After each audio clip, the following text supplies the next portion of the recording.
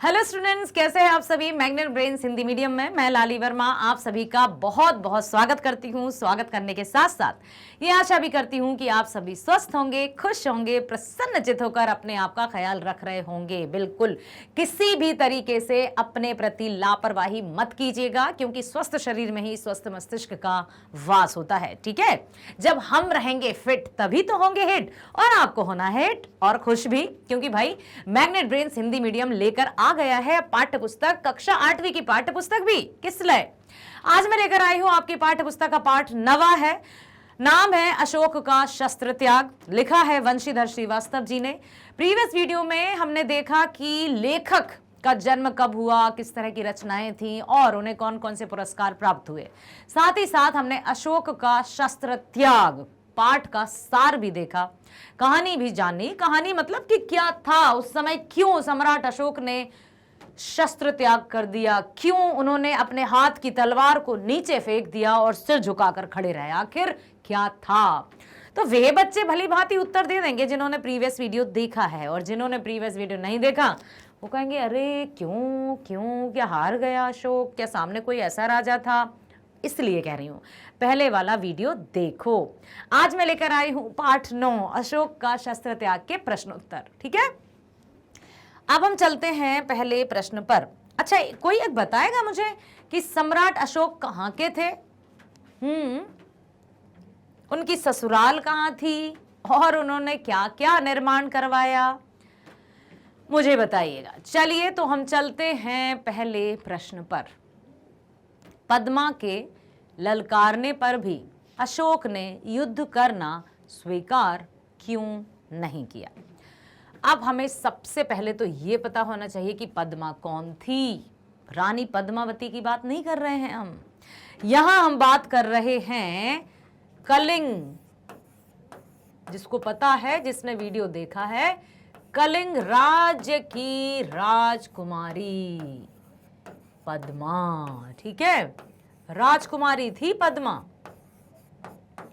राजकुमारी पद्मा। ठीक है, बहुत ही कह सकते हैं वीरांगना, जो सम्राट अशोक से युद्ध करने आ गई थी। क्यों क्यों, और फिर भी उसके ललकारने पर भी अशोक ने युद्ध क्यों नहीं किया। महाराज कलिंग, ठीक है, कलिंग के राजा की मृत्यु हो चुकी थी, और उसका पूरी जो जिम्मेदारी थी वो किसकी थी, किसने मारा था, किसके युद्ध में मारे गए राजा, अशोक के युद्ध में। अब जो राजकुमारी थी उसके मन में बदले की भावना या अग्नि दहक रही थी, ज्वाला धधक रही थी।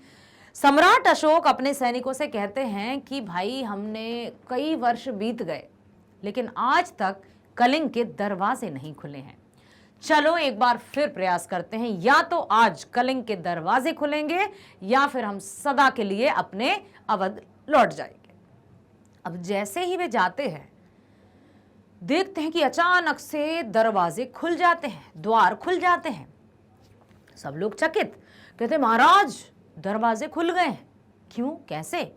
और वहां देखते हैं कि सभी स्त्रियां सुसज्जित, युद्ध शस्त्र आदि से सुसज्जित घोड़ों पर सवार होकर, कोई पैदल आ रही हैं पूरी वीरता के साथ, पूरे साहस के साथ, और उनका नेतृत्व कर रही है एक ऐसी वीरांगना जो साक्षात चंडिका का रूप लग रही थी। तलवार, आंखों में खून, बदले की भावना, और एकदम इस तरह से आई। सब लोग चकित, महाराज सामने तो स्त्रियां हैं। जब अशोक ने देखा, अशोक चकित कि ये क्या हो रहा है, और वो ललकारती है कि जिसने मेरे पिता को मृत्यु दी है आज मैं उसको नहीं छोड़ूंगी, आज ये मेरी तलवार उसका सिर कलम करके ही रहेगी, तभी इस तलवार को संतुष्टि मिलेगी। सम्राट अशोक ये सब कुछ सुन रहे थे और चकित थे, एकदम ऐसा कि निशब्द होकर राजकुमारी पद्मा को देख रहे थे। जाकर कहते हैं कि मैं सज्ज हूं, मैं उपस्थित हूं, काट दीजिए मेरा सिर। लेकिन राजकुमारी पद्मा कहती है ऐसे नहीं, मैं भी राजकुमारी हूं, उठाओ अपनी तलवार, करो मुझसे युद्ध, मैं युद्ध करना चाहती हूं। लेकिन अशोक कहते हैं कि शास्त्रों के अनुसार मैं स्त्रियों पर शस्त्र नहीं उठाऊंगा। तो वो कहते हैं कि अच्छा, नहीं उठाना है, और भी कई तरह के तर्क करती है वो। लेकिन फिर सम्राट अशोक अंत में कह देते हैं कि मैं ये प्रतिज्ञा करता हूं कि ना तो मैं अभी आप पर तलवार उठाऊंगा, और इतना ही नहीं, अब मैं अपने जीवन में कभी भी जीते जी युद्ध नहीं करूंगा। राजकुमारी पद्मा कहती है, शास्त्रों में यदि ये लिखा है, ठीक है, हम भी निहत्थों पर वार नहीं करते, और अपनी सेना को आज्ञा देते हुए महल के अंदर चली जाती है। फिर सम्राट अशोक बुद्ध की शरण में जाते हैं और बौद्ध भिक्षु उनसे शपथ या प्रतिज्ञा दिलाते हैं। और अब देखिए, पद्मा के ललकारने पर भी अशोक ने युद्ध करना स्वीकार क्यों नहीं किया? क्यों नहीं किया? देखो, पद्मा स्त्रियों की सेना लेकर युद्ध के लिए ललकार रही थी, लेकिन अशोक ने युद्ध स्वीकार नहीं किया, क्योंकि अशोक स्त्रियों पर हाथ उठाना पाप मानते थे। स्त्रियों के साथ पुरुष का युद्ध करना शास्त्र में अनुचित कहा गया है। तो शास्त्र अनुसार लिख सकते हैं हम, शास्त्रानुसार स्त्रियों से युद्ध करना मना है। ठीक है, से युद्ध करना वर्जित है या मना है। ठीक है, इसलिए उन्होंने अपने अस्त्र शस्त्र नहीं उठाए, और कई बार राजकुमारी पद्मा के ललकारने पर भी वो अपना सिर नीचा करके उसकी बातें सुनते रहे, और बस यही कहते रहे कि मैं शस्त्र नहीं उठाऊंगा, और आज से मैं त्याग करता हूं शस्त्रों का, कि आज के बाद मैं कभी युद्ध नहीं लड़ूंगा। ठीक है,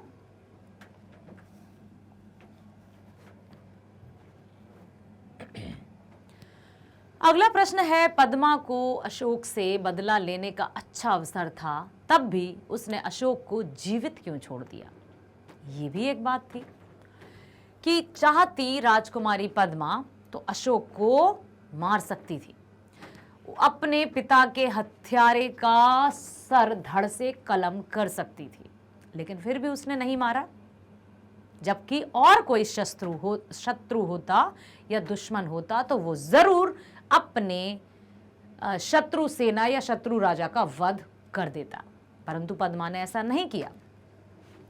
पद्मा के सामने सम्राट अशोक नतमस्तक थे, सिर झुकाकर खड़े हुए थे। वे शस्त्र का त्याग कर चुके थे तथा प्रण कर चुके थे कि आगे कभी युद्ध नहीं करेंगे। वीर सैनिक कभी भी निहत्थों पर वार नहीं करते, इसलिए पद्मा अवसर पाकर भी अशोक से बदला लेकर उन्हें जीवित छोड़ दिया। पद्मा, राजकुमारी पद्मा, कलिंग देश की राजकुमारी पद्मा युद्ध के दांव पेच भी जानती थी, और युद्ध में क्या सही है क्या गलत है उससे भी भली भांति परिचित थी। और युद्ध में कभी भी ऐसा नहीं है कि सामने वाली सेना बिल्कुल नतमस्तक हो, निहत्थे हो और उनको मार दिया जाए। युद्ध के नियम अनुसार युद्ध बराबरी वालों से किया जाता है।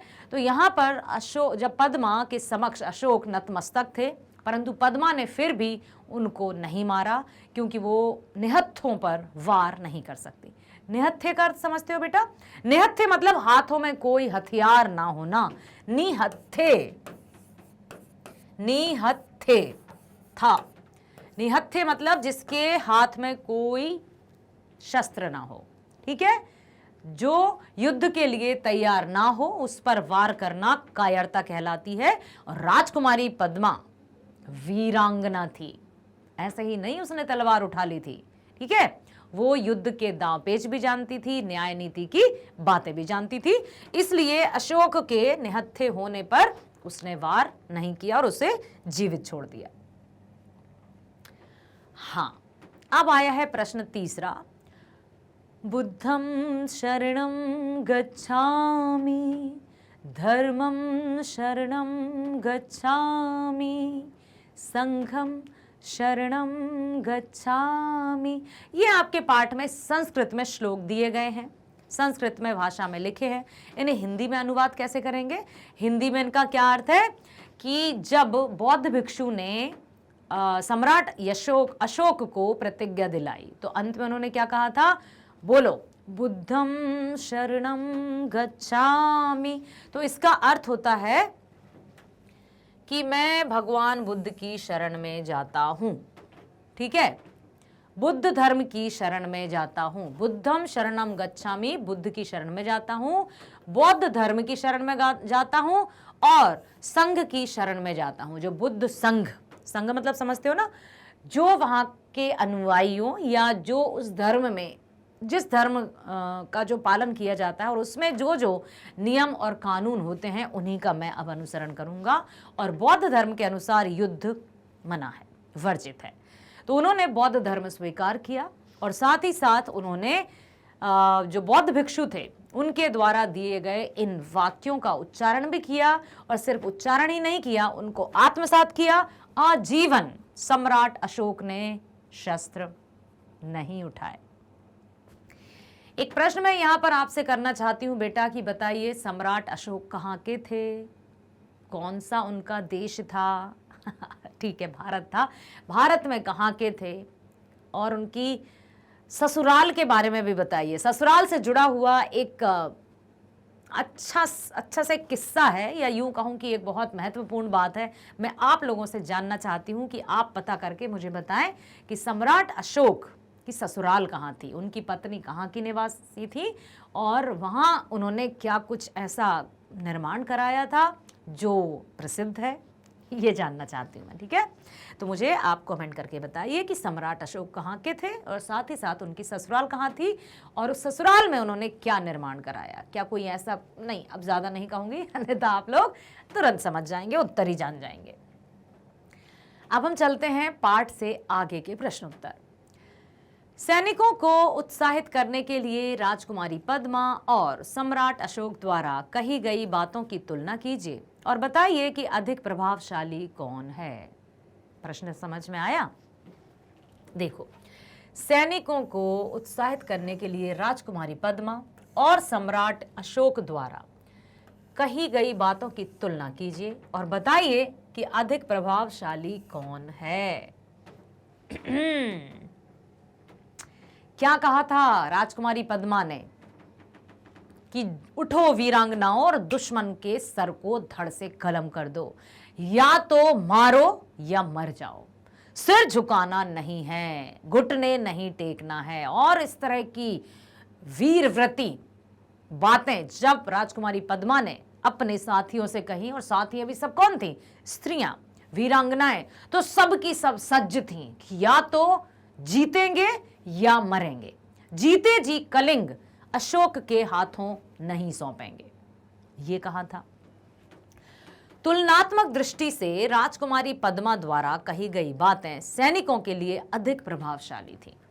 अशोक ने कलिंग पर विजय कर अधिकार में लेने या मृत्यु प्राप्त करने की बात अपने सैनिकों से कहा था, लेकिन पद्मावती अपने सैनिकों को वीर कन्या, वीर भगनी, वीरों की पत्नी कहकर स्त्रियों में वीर रस का संचार कर देती है और सबके मन में एक जुनून, एक जोश, एक उत्साह जगा देती है।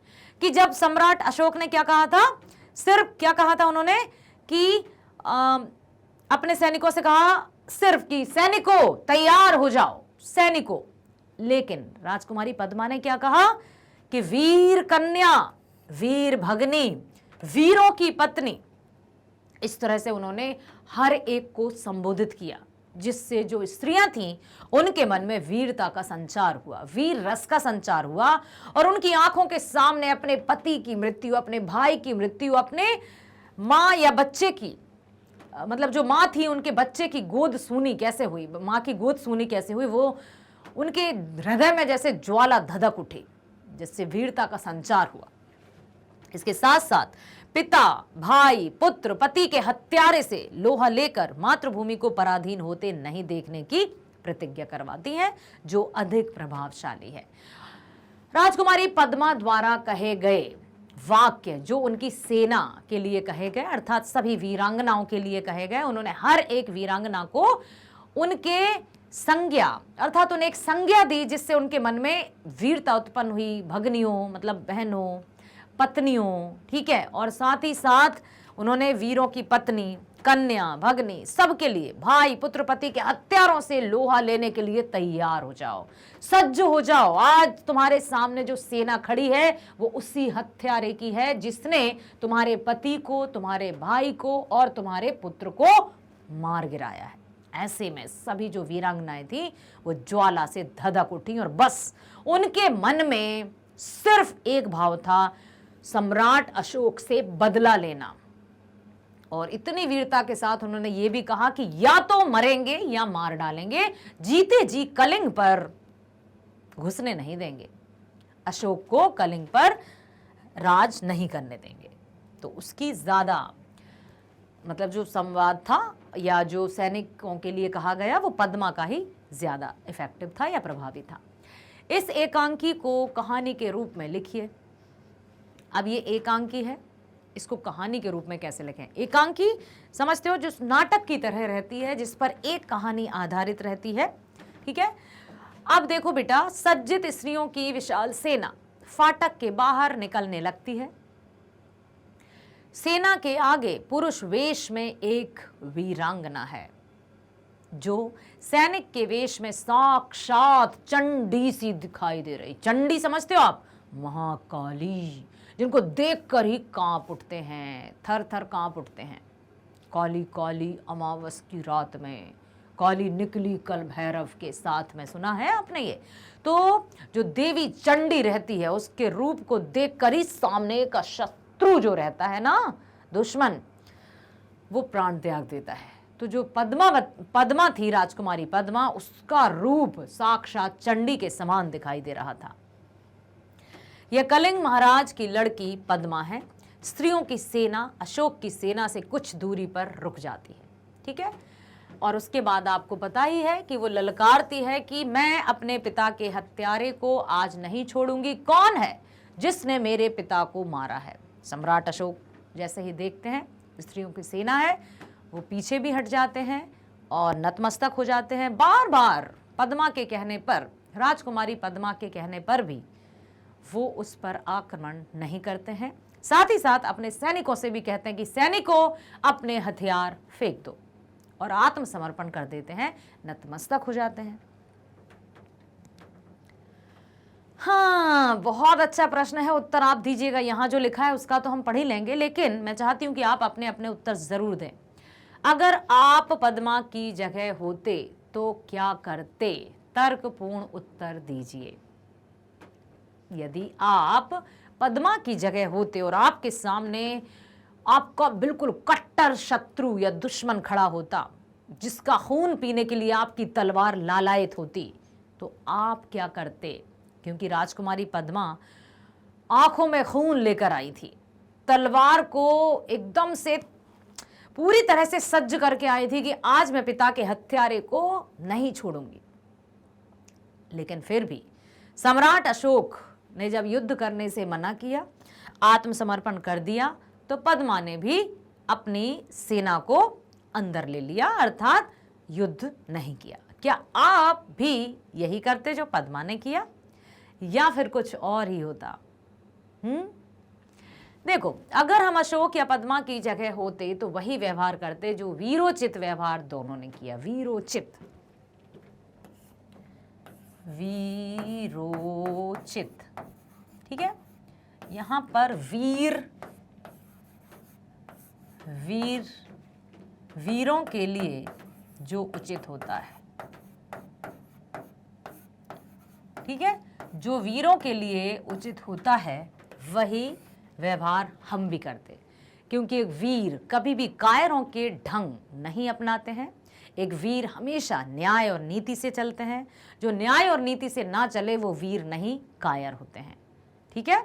तो यहाँ पद्मा की बात करें या सम्राट अशोक की बात करें, तो दोनों ने वीरोचित गुणों का प्रदर्शन किया है। और इससे हमें यह भी शिक्षा मिलती है कि शत्रु भले ही हमारे समक्ष खड़ा हो, लेकिन हमें धर्म, न्याय, नीति, इसको कभी नहीं छोड़ना है, इसको कभी त्यागना नहीं है, ठीक है। कल्पना कर बताइए कि यदि अशोक और पद्मा का युद्ध हो गया होता तो क्या होता। ये भी बहुत अच्छा प्रश्न है कि मान लीजिए जो हुआ अंत वैसा अंत नहीं होता तो क्या होता। अशोक और पद्मा का युद्ध हो गया होता तो क्या परिणाम होता। क्या सम्राट अशोक जो पद्मा थी, राजकुमारी पद्मा, उनको हरा देते, या फिर पद्मा जो इतने जोश उमंग और उत्साह के साथ आई थी अपनी स्त्री सेना लेकर, वीरांगनाओं को लेकर, क्या वो अशोक की सेना पर विजय प्राप्त करती। क्या हो सकता था। अगर अशोक और पद्मा का युद्ध हो गया होता तो कल्पना की जा सकती है कि लाखों लोग मारे जाते, लाखों लोग घायल होते, अशोक और भी क्रूर हो जाता और वह बौद्ध धर्म कभी भी स्वीकार नहीं करता, क्योंकि बौद्ध धर्म शांति का संदेश देता है। यदि युद्ध हो जाता तो फिर इस तरह का कुछ होता ही नहीं। अब देखो, अब आपने वो श्लोक भी सुने होंगे जो बुद्ध वचन में कहे थे, जैसे बुद्धम शरणम गच्छामि, धर्मम शरणम गच्छामि, संघम शरणम गच्छामि। यदि युद्ध होता तो संभवतः बौद्ध धर्म स्वीकार नहीं कर पाते सम्राट अशोक। चलते हैं अगले प्रश्न की ओर।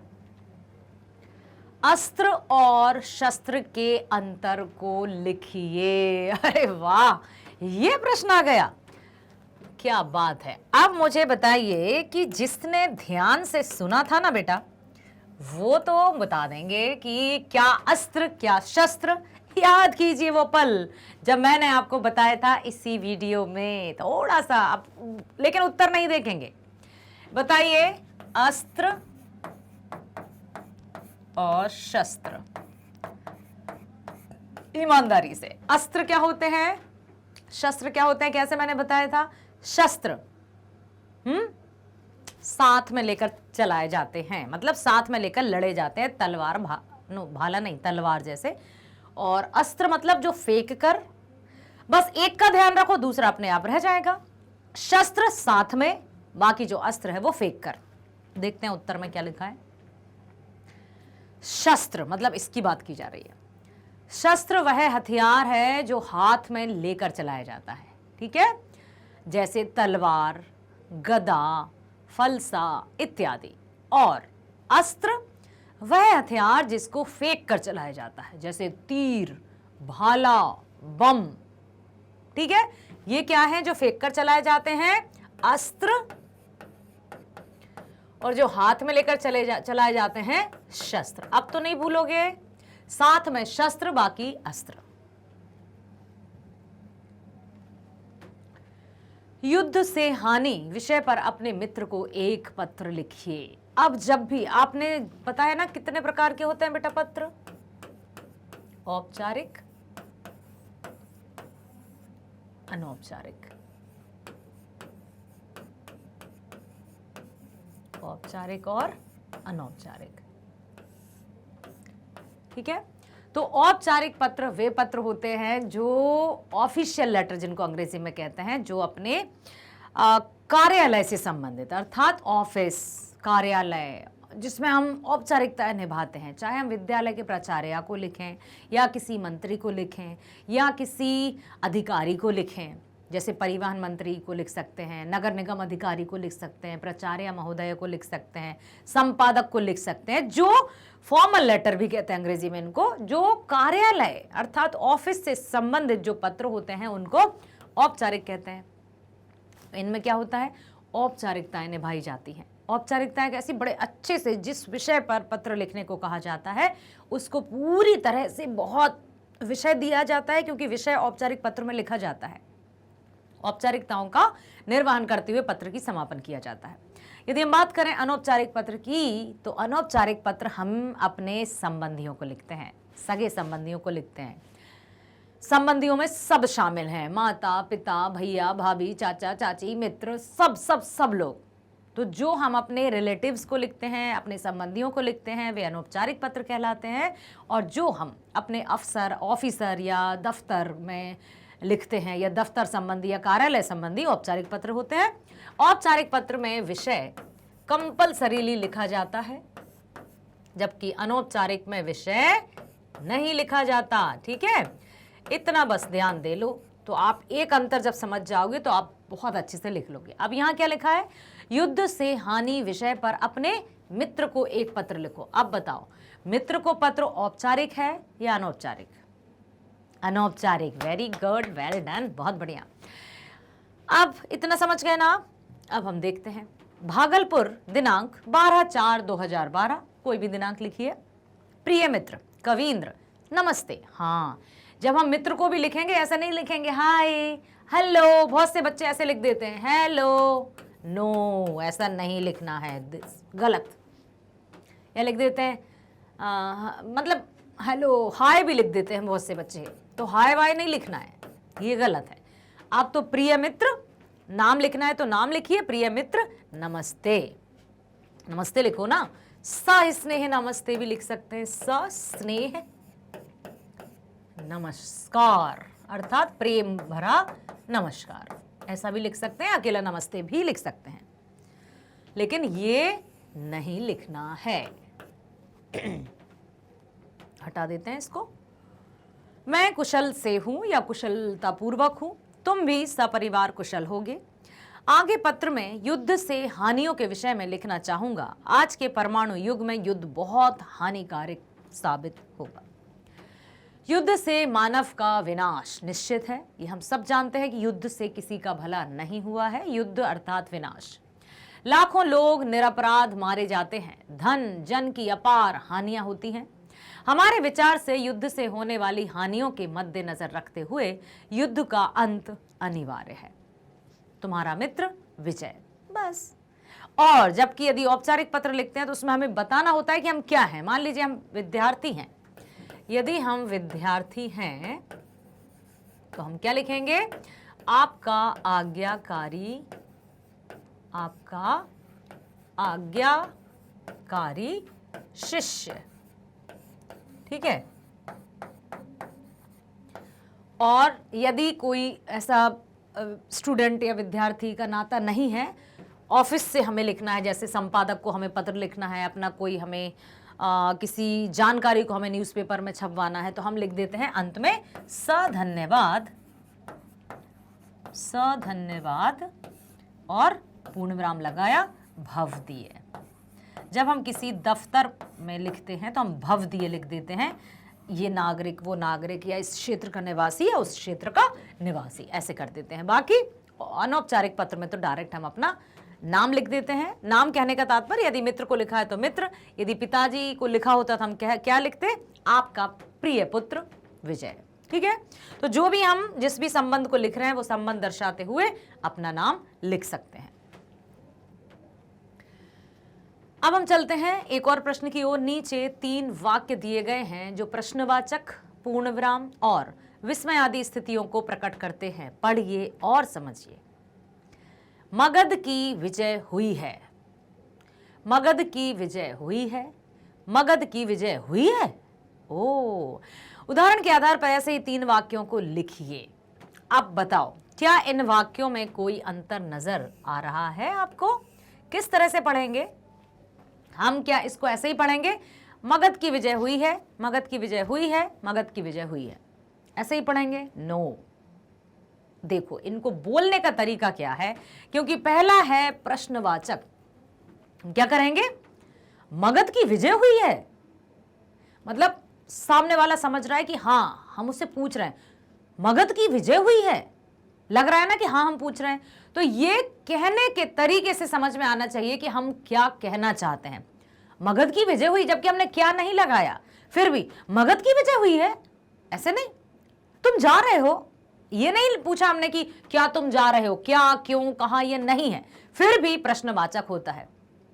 तुम्हें समझ नहीं आता, ऐसा पूछेंगे तब भी क्वेश्चन या प्रश्नवाचक लगेगा। तो मगध की विजय हुई है, हो गया।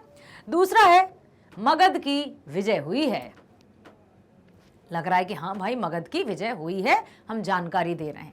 यहां पर लग रहा है हम प्रश्न पूछ रहे हैं, मगध की विजय हुई है, प्रश्न पूछ रहे हैं, पूछा जा रहा है। ठीक है, और यहां पर हाँ, जानकारी दी जा रही है कि मगध की विजय हुई है। और यहां मगध की विजय हुई है, आश्चर्यचकित, आश्चर्य सूचक, ठीक है, आश्चर्य सूचक, आश्चर्य, ठीक। अब जैसे रमेश संस्कृत पढ़ा है, रमेश संस्कृत पढ़ा है, रमेश संस्कृत पढ़ा है, ऐसे। तो ये जो विराम चिन्ह रहते हैं वो अपने आप में बहुत महत्वपूर्ण भूमिका निभाते हैं। देखो एक और मैं आपको उदाहरण दूं, आप स्वयं उसमें विराम चिन्ह लगाइएगा, फिर देखिए आपने कितना अंतर देखा। एक वाक्य है, अभी मैं कुछ नहीं बोल रही, आप स्वयं देखेंगे अंतर। विराम चिन्हों के जादू को देखिए और समझिए कि विराम चिन्ह कितनी महत्वपूर्ण भूमिका अदा करते हैं। यहां कोई कॉमा नहीं लगा, यहां कोई पूर्ण विराम नहीं लगा। यदि आपसे कहा जाए कि पूर्ण विराम लगाइए तो आप कहां लगाएंगे? अंत में, ठीक है। यदि आपसे कहा जाए कि इसमें अल्प विराम या फिर कॉमा लगाइए तो कहां लगाएंगे? किस शब्द के बाद आपको कॉमा लगाना है या लगा सकते हैं? रोको के बाद, ठीक है भाई, रोको के बाद लगा दिया। नहीं, किसी ने कहा रोको मत के बाद, ओके, तो हम एक और वाक्य यही लिख देते हैं, रोको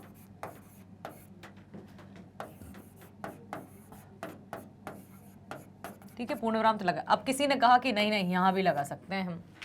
अब इन दोनों वाक्यों को पढ़कर बताओ, क्या दोनों वाक्यों में कोई अंतर नजर आ रहा है? अर्थ में इनके वाक्य पढ़कर क्या वाक्यों के अर्थ में कुछ भिन्नता है, कुछ अंतर है? देखो आप खुद समझ जाओगे कि वाओ, इतना महत्व रखते हैं। अल्प विराम का अर्थ क्या होता है? थोड़ी देर रुकना। अब हम क्या कह रहे हैं? रोको मत जाने दो। इसका अर्थ क्या हुआ? किसी को हमें रोकना है, उसको हम नहीं जाने देना चाहते, रोको मत जाने दो। समझे बेटा? रोको के बाद हम थोड़ा सा रुक जाएं क्योंकि कॉमा है, रोको मत जाने दो। और दूसरा क्या है? रोको मत जाने दो। Got it? समझ में आया कि रोको मत जाने दो, ये है विराम चिन्हों की महत्ता। तो बड़े ध्यान पूर्वक हमें विराम चिन्हों को पढ़ना होता है। दूसरा है, वाक्य में प्रयोग करके शस्त्र और शास्त्र में अंतर स्थापित कीजिए। क्या शस्त्र और शास्त्र एक ही होता है? नो। शस्त्र से युद्ध होता है और शस्त्र क्या होते हैं बताइए? जो हाथ में लेकर चलाए जाते हैं। अब नहीं भूलना, जो हाथ में लेकर चलाए जाते हैं, चलाए जाते हैं, ठीक है। और शास्त्र, शास्त्र, शास्त्र अध्ययन योग्य है, ज्ञान। शास्त्र यहां पर ज्ञान से है कि यह शास्त्र ज्ञानदायी है या फलदायी है। शास्त्रों का अध्ययन करना चाहिए कि हमारे धर्म में क्या लिखा है, हमें कौन कौन से कर्म करना चाहिए। तो सिर्फ एक मात्रा से देखो आप अर्थ, शस्त्र मतलब हथियार, शास्त्र मतलब ज्ञान का भंडार, ठीक। बहुत बढ़िया बेटा। इसी तरह से जब आप ध्यान से सुनते हैं, समझते हैं, तो आपको परीक्षा नामक शब्द से डर नहीं लगता है। हमेशा आराम से साल भर हम पढ़ाई करते हैं, तो परीक्षा हो या महापरीक्षा हो, बोर्ड परीक्षा हो या कोई परीक्षा हो, हमें डरने की आवश्यकता नहीं होती है। तो बने रहिए मेरे साथ मैग्नेट ब्रेन्स हिंदी मीडियम पर। मिलते हैं नेक्स्ट वीडियो में। स्वस्थ रहिए, खुश रहिए, bye bye. Thank you so much.